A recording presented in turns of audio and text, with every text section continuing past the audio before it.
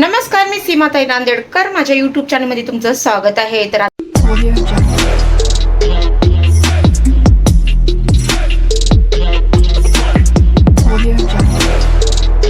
Blog तुम्ही पूर्ण बघा. तर सकाळचं सगळं काम वगैरे झालं, पाणी पण येऊन गेलं. आता येईन कचरेवाला. तर कचरेवाला आल्याच्या बाद नंतर आम्ही जेवण करता.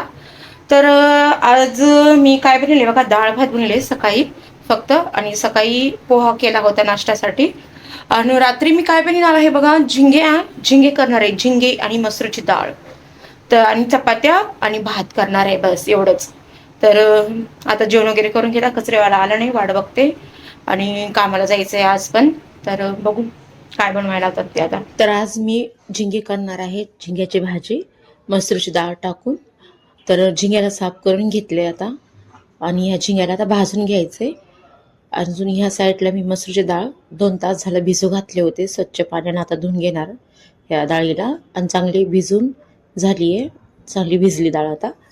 तर ह्या साईडला मी गॅसवर तवा ठेवून झिंगे चांगले लालसूर भाजून घ्यायचं, खमंग एकदम. झिंग्याचा वास आला पाहिजे. तर लालसूर जर भाजले आपण झिंगे तर भाजी खूप चवदार लागते, खूप छान लागते ही भाजी. तुम्ही नक्की ट्राय करून बघा. तर सोप्या पद्धतीने मी तुम्हाला ही रेसिपी सांगणार आहे. तर झिंगे भाजल्याच्या बाद त्याच्यावर पाणी टाका, चांगले धुवून घ्या, कारण जी रेती वगैरे असते ते खाली बसते, झिंगेवर येतात. कढईमध्ये तेल टाकले, तुमच्या हिशोबाने तुम्ही टाका. 2 कांदे कापून घेतले आणि 2 टमाटर घेतले, कोथिंबीर, बस एवढं टाकायचं आहे आपल्याला. आणि कांदे लालसूर होईपर्यंत आपण तेलामध्ये परतून घेऊया, म्हणजे चांगलं खमंग कांदे झाले पाहिजे. तर यामध्ये आता टमाटर टाकूया, टमाटरला चांगलं परतून घेऊया. तर कामावर त्यांनी मला अजून कामं काही जास्त भेटले नाहीत. मला एकच काम आहे, त्याच्यामध्ये पण खूप वेळ चालला आहे आम्हाला. 2 तास तरी जातात मला त्यांनी नवीन नवीन शिकायला पण भेटायला लागले, म्हणून मी काम करते. आणि घरातली काही परिस्थिती पण खराब आहे, म्हणून मी करते काम. तर देवाला प्रार्थना करा की मला अजून खूप सारे काम भेटं. मला 6,000 काम भेटले ना तर भरपूर झाले. आता ह्यामध्ये बघा, टमाटर वगैरे सगळं मस्तपैकी तेलामध्ये परतून घेत आहे. तर ह्याच्यामध्ये लाल मिरचू, मीठ, हळद आणि गरम मसाला टाकायचा, आणि मीठ टाकून एकत्र करून घ्या. नंतर जे झिंग्यामध्ये आपण पाणी टाकले ना, पाणी काढून घ्या त्यातलं, नंतर याच्यामध्ये टाकून घ्या आणि तेलामध्ये मस्त परतवा. तर कामाचं कसं आहे तुम्हाला मी सांगते. घरकामाचं म्हणजे मला 2-3 जणांनी फोन केले माझे व्हिडिओ बघून, की मग त्यांचे पण ते पण मीडियावरच आहेत. तर ते बोलत होते मला की ताई, आम्ही पण काम करतात जेवणाचं, पण आम्हाला लाज वाटते व्हिडिओ टाकायला. तर मला त्यांना तेच सांगायचे, तुम्ही मेहनत करताय, तुम्ही गलत काम नाही करताय की तुम्हाला लाज वाटायला. लाज कसली कामाची? काम तर कोणचं पण कामच असते. काम म्हणजे आपली लक्ष्मीच असते, बरोबर की नाही? त्याच्यानंच आपलं पोट भरते. तर मी त्यांना तेच सांगितलं की तुम्ही जे काम करता ना, तुम्ही त्याचं ब्लॉग टाका. तुम्ही दुनियेला दाखवा की तुम्ही काय स्ट्रगल करताय. तुमच्या परिवाराला, तुम्ही लेकरांना सांभाळण्यासाठी तुम्ही काय स्ट्रगल करताय हे तुम्ही लोकांना दाखवा. नाही ताई, मला लाज वाटते, आमचे नाते आहेत, लोक नावं ठेवतात, जेवण बनवायला जाते लोकांच्या घरी. किती असे विचार सोडून टाका, लोकांचं घेऊन बसू नका. तुम्हाला खरं सांगू का, ज्या टायमाला आम्हाला खायला नव्हतं, मी लोकांचा कधीच विचार केला नाही काम करण्यासाठी. तर लोकांचा कधीच विचार करू नका. लोक ना स्वतःचं पोट जगू देत नाही आणि दुसऱ्याचंही जगू देत नाही. तर खरं सांगते, लोकांचं कधीच ऐकू नका. जे तुम्ही काम करता ना, ते लोकांना दाखवा की तुम्ही स्ट्रगल काय करताय. तुमच्याकडून काही लेडीजला शिकायला भेटतं की ह्यामधून सुद्धा आपण काम करून आपलं घर, लेकरं सांभाळू शकता असं. तर मला इकडं भूक लागली होती, तर मी सँडविच बनवून खाल्ले होते. तर यामध्ये मी मेयोनीज टाकले, लाल मिरचू टाकले आणि ब्रेड आहे. तर कामावर पोहोचल्याच्या बाद भाभीला विचारलं आज काय काय बनवायचं आहे. तर भाभीनं सांगितलं आज ट्रिबल राईस बनवायचं आहे, अजून पालक पनीर, सुक्की गोबीची भाजी, अजून सलाड बनवायचं आहे आणि पराठे बनवायचे आहेत. तर मला भाभीनं पण आज काय बोललं की दीदी, तू एवढं चांगलं जेवण बनवते, मास्टर शेफ असते ना, तिथं तू अप्लाय कर, नाही तर आम्ही तुझं फॉर्म भरणार. तर हे बघा, आपली जेव्हा मेहनत आपली पुढे येते ना, तर आपल्याला लोक सुद्धा सपोर्ट करतात, जे चांगले असतात ते. त्याला दिसते की हा हिने सपोर्ट म्हणजे हिने चांगलं काम करतात, आपण ह्याला सपोर्ट करू. इमानदारीनं काम करणाऱ्या लोकांना सांगते मी की लोक आपली जी मेहनत असते ना, आपली ओळख बनून जाते. आणि आज ना उद्या आपली परिस्थिती जशी का असे ना, तशी लोकांना दाखवा. तुम्ही ह्या परिस्थितीमधून तुम्ही वर कसे आले हे पण लोकांना दिसलं पाहिजे. तुमचं स्ट्रगल दिसलं पाहिजे. तुमच्या व्हिडिओमधून त्या लोकांना काहीतरी भेटलं पाहिजे, शिकलं पाहिजे, असं तुम्ही दाखवा व्हिडिओमध्ये. मी तेच म्हणते त्या ताईला, तुम्ही जे व्हिडिओ तुम्ही जेवणाचे करता तुम्ही टाका, तुमच्या रेसिपी टाका.